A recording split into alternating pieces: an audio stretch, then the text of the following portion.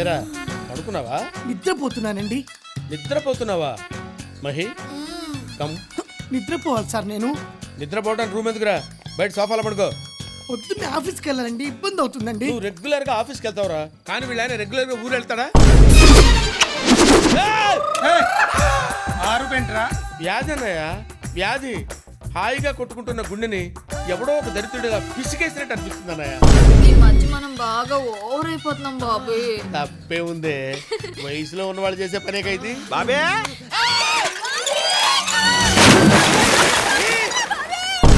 బాబీ గారు వచ్చేసాడు. ఏంట్రా ఇప్పుడు టిఫిన్ బయటకు వెళ్ళి చేయమంటారా ఇక్కడే చేయమంటారా? నా నెత్తి మెచ్చాయిరా. ప్రశాంతంగా టిఫిన్ కూడా తిన్నావా? బయటకెళ్ళు బయటకెళ్ళు బయటకెళ్తే.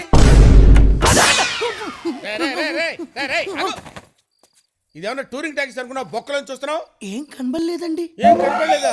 ఆ ఎదురుగా కుర్చేసుకొని కూర్చోరా, డీటెయిల్ గా కనపడితే. బాగోదేమో.